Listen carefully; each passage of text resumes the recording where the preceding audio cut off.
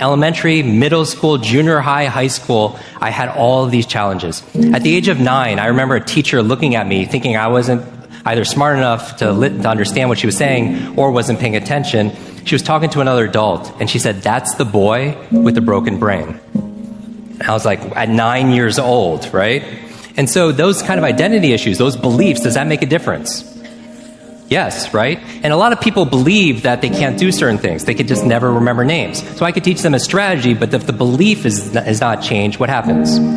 It's not, because it becomes self-fulfilling. I remember running a marathon, and preparing for it, I read a chapter of one of the books, and it was on the psychology of running a marathon, right? The mental part. And it said this verbatim, word for word, because I'm a memory expert. It said, "Your brain is like a supercomputer, and your self-talk is a program it will run. So if you tell yourself you're not good at remembering names, you will not remember the name of the next person you meet because you programmed your supercomputer not to." A lot of people say, "Oh, I have a bad memory," right? They always say, "I have memory," or "I have focus," or "I don't have focus," or "I have creativity," "I don't have creativity." I want you to scrap that. Creativity is not something you have, it's something you do. Focus is not something you have, focus is something you do. Energy is not something you have or don't have, it's something you do. Memory is not something you have, it's something you do. And what's the benefit of turning it into a do as opposed to something you have? What's the benefit? You have control over it because you could put it into a process. It becomes a strategy because there's a strategy for reading faster. There's a strategy for remembering names. There's a strategy for having focus. And it's a verb, not a noun. I'm the why guy. I want to know why you do what you do. What is your motive for action? What is it that drives you in your life today, not 10 years ago, or are you running the same pattern? Because I believe that the invisible force of internal drive activated is the most important thing in the world. I'm here because I believe emotion is the force of life. All of us here have great minds. You know, most of us here have great minds, right? I don't know if I'm in the category, but we all know how to think. And with our minds, we can rationalize anything, we can make anything happen. I am one decision away from a totally different marriage, a totally different life, a totally different job, a totally different income, a totally different relationship with my kids. Not like one decision, I'm divorcing you in the marriage example, but one decision on, you could be having a conversation with your spouse and you feel your emotions rise up, and within a tiny window, those emotions can take over and can impact how your marriage goes. Or you can learn how to take control of that micro moment and make a decision to act in a way that actually shifts your marriage. Your life comes down to your decisions, and if you change your decisions, you will change everything. The mind has the tactical advantage over you at all times. At all times of your life, the mind has a tactical advantage over you. Why is that? It knows what you're afraid of. It knows your insecurities. It knows your deep, dark lies. And it starts to push you away from that shit. It pushes you in a direction that is comfortable. The mind controls everything. So what I realized was that when I was growing up and I was 300 pounds and I got all fat and I got all insecure, I realized that my mind kept taking me in this direction. When things got uncomfortable for me, when I was facing my insecurities, I was facing my fears, my mind said, "Oh no, we have a tactical advantage. We need to get you, separate you from this feeling over here. Life's all about feelings. We want the happy feeling. We don't want that feeling of this sucks. Why am I here?" And you don't have any, so you can't answer those questions, so you leave. I started realizing that if in that moment you can answer those questions and you are now in charge of your brain versus your brain ruling you, that's where all that stuff comes from. So the 40% rule is all of that. You get to 40%, your brain says, "We're done. Let's roll, man. This is starting to get painful. This is uncomfortable." So you sit down. You have to figure out ways, and everybody's different. That's how the book kind of talks about, like we all have these things about, 5 steps to this and 4 steps to this. It's a lot more than that. That's all bullshit. It's a practice that you have to, it's a habit. So if you know that at 40% I'm feeling pain. At 40% I'm feeling pain. That's where the 40% rule kicks in. Now it starts. Okay, I'm feeling pain. My mind's saying all this shit to me. It's saying, get out of here, run, flee. The fight or flight kicks in. Okay, we're done. We're not good enough. It starts telling you all these things. You start to believe it because the mind controls all.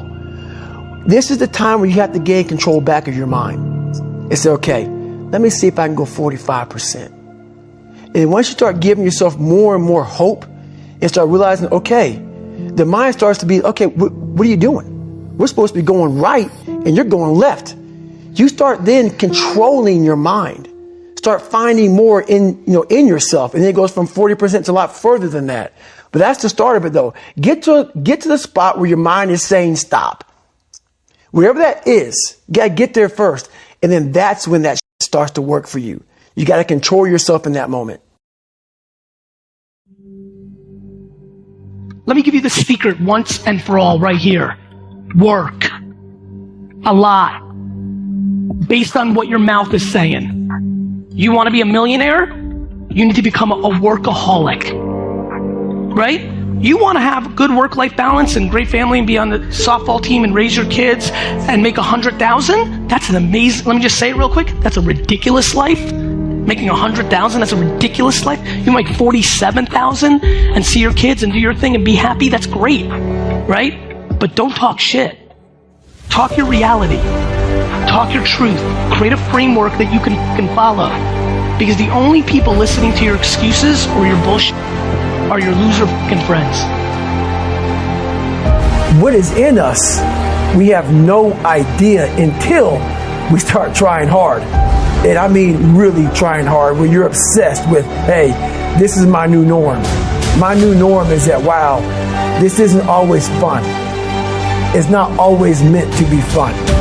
And that's when you know you're trying hard. People want to know how to stop the laziness, and they want to know how to stop the procrastination. You want to improve? You want to get better? You want to get on a workout program or a clean diet? You want to start a business? You want to write a book or make a movie or build a house or a computer or put together some mobile application? Where do you start? You start right here. And when do you start? You start right now. Sometimes your life will be in a slump, just like sports. Some of the best shooters can't hit baskets different times in games. They get in a slump. Do they sit on the sideline and say, I just didn't hit a basket today? No, they continue to execute. I suggest to you that if you are facing a challenge, don't stop. Stay busy. Work your plan. Continue to do those things that you know that work for you after you have evaluated yourself in the situation. Continue to move. Stay busy, stay busy, stay busy. Do not take the easy way out. Do not give up based on instinct. If you are forced to stand down, to retreat, so that you can rebuild and reattack, so be it. But make that decision based on logic, not on the instinct of surrender and defeat. Get up. Go. Fight on. Every leader I have ever known had a dream, had a vision. In fact, I would say to you, if you're not seeing what could be and what you would like to have, I would say you probably are not a leader. But what I've discovered about dreams is this: dreams are free, but the journey isn't. And so leaders go beyond just having a dream. They go beyond having a wish list, sitting around a table and kind of hoping something might come to pass. They understand that if they have a dream, if they're a dreamer, they have to pursue that. They have to take the journey. The dream's free, the journey isn't. And what leaders find is that when they go forth toward that dream, they continually have to pay that price. They continually have to realize that they make down payments on the dream they have. But there's one thing else I would like to say. All leaders realize that whatever they pay, it's worth the price, because dreams for them do come true. The Newtonian world is all about the predictable. It's all about predicting the future. But the quantum model of reality is about causing an effect.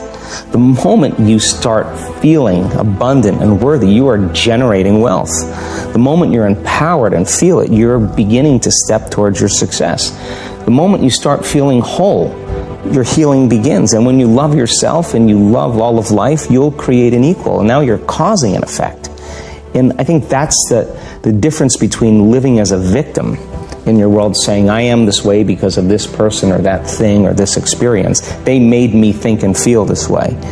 When you switch that around, you become a creator of your world, and you start saying, my thinking and my feeling is changing an outcome in my life. And now, that's a whole different game, and we start believing more that we're creators of reality. How do we then go from that, like mechanistically, to begin this visualization process of something that's empowering? It's me in a different state. It's my future self. Is it meditation?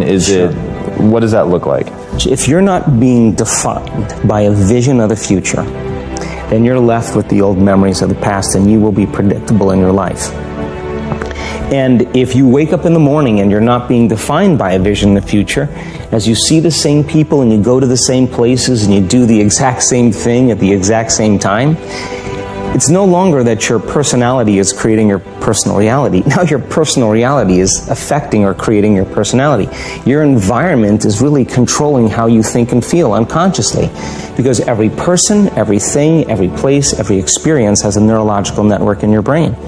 Every experience that you have with every person produces an emotion. So some people will use their boss to reaffirm their addiction to judgment. They'll use their enemy to reaffirm their addiction to hatred. They'll use their friends to reaffirm their addiction to suffering. So now they need the outer world to feel something. So to change then is to be greater than your environment, to be greater than the conditions in your world. And the environment is that seductive. So then, why is meditation the tool? Well, let's sit down, let's close our eyes. Let's disconnect from your outer environment. So if you're seeing less things, there's less stimulation going to your brain. If you're playing soft music or you have earplugs in, less sensory information coming to your brain, so you're disconnecting from your environment. If you can sit your body down and tell it to stay like an animal, stay right here. I'm going to feed you when we're done. You can get up and check your emails, you can do all your texts, but right now, you're going to sit there and obey me. So then, when you do that properly, and you're not eating anything or smelling anything or tasting anything, you're not up experiencing and feeling anything, you would have to agree with me that you're being defined by a thought, right? So when the body wants to go back to its emotional past, and you become aware that your attention is on that emotion, and where you place your attention is where you place your energy, you're siphoning your energy out of the present moment into the past, and you become aware of that. And you settle your body back down in the present moment, because it's saying, well, it's 8 o'clock. You normally get upset because you're in traffic around this time. And here you are sitting, and we're used to feeling anger, and you're off schedule. Oh, it's 11 o'clock, and you usually check your emails and judge everybody. Well, the body's looking for that predictable chemical state. Every time you become aware that you're doing that, and your body is craving those emotions, and you settle it back down into the present moment, you're telling the body, it's no longer the mind, that you're the mind, and now your will is getting greater than the program. And if you keep doing this over and over again, over and over again, over and over again, just like training a stallion or a dog, it's just going to say, I'm going to sit. And the moment that happens, and the body's no longer the mind, when it finally surrenders, there's a liberation of energy. We go from particle to wave, from matter to energy, and we free ourselves from the chains of those emotions that keep us in the familiar past. And we've seen this thousands of times. In fact, we can actually predict it now on a brain scan. I don't care how good you are. I don't care how talented you are. I don't care how much you work on yourself. There are some times when things aren't going to go right. They just are not going to go right. There are times when anything that can happen will happen. Murphy's Law will be knocking at your door. Why? I don't know why. That's called life. Greatness is not this wonderful, esoteric, elusive, God-like feature that only the special among us will ever taste. You know, it's something that truly exists in all of us. It's very simple. This is what I believe, and I'm willing to die for it. Now you have to set the new stage. Now you have to set the new mark. And be greater than you was yesterday. Realize that you are walking above ground for a reason. 2019 may have had its ups and downs, but you did not stay down. You knew what you had to do to get up, so you got up. I know the outcome, I know the purpose, and I look for leverage. Leverage is different than delegation. What's the problem with delegation? Delegation is you have all that needs to be done, so you give it to someone else, and you tell them what needs to be done, and when they don't do it, you're pissed off. Leverage says, I can move the biggest boulder in the world with a little bit of effort if I got something I can do it with, and I'm still part of it. So leverage is, if I'm going to leverage something here with Tom, I'm going to make sure Tom understands the what? The outcome. I want to make sure Tom understands the purpose, the why, and the action. But I might say to Tom, if you can get this done without this action or better action, go for it, baby. And I want to talk to you on this date. We got to promise him we're going to check in before it's needed. So there's no surprises. If you're having problems, Tom, come back to me because we're partners on this. That I call leverage. And you know what I do when I have no time? There is time. I just got to leverage it. I'm saying, I have no one to leverage it to. You know, Shane over here, right? I got all the stuff he wants to do, can't leverage it. But Shane's answer was, hire somebody, then he thinks about what it's going to take and goes, $125,000, can't do that now. He's getting caught up in one way to get the outcome. Leverage. He goes to his list and goes, what if I got someone to do 20% of this stuff? I could spend 20 grand to get that much freedom. I could pay for it times 10. And if I'm really productive, my productivity should enhance the world, not only my clients and customers, but it should provide jobs for other people. And if there's anything you hate to do, it's because you're either ineffective at it or you don't think it's very important, but it is urgent. So you need to hire somebody for those things. And ideally, somebody who loves that job. You're never going to grow when your time is eaten up for activities that aren't that important. Activity without high levels of purpose is the drain of your fortune. Do it now. If you can't get it all now, do a part of it now. Leverage is power. Leverage is ultimate power.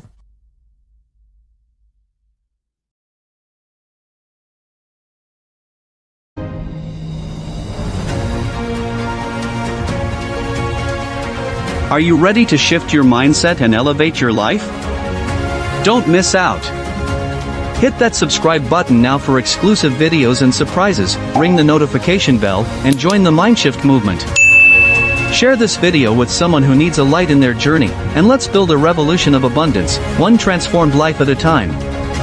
Until next time, remember, the seeds of abundance are already within you. Water them with knowledge, nurture them with practice, and witness the extraordinary flower of a truly abundant life bloom before your eyes.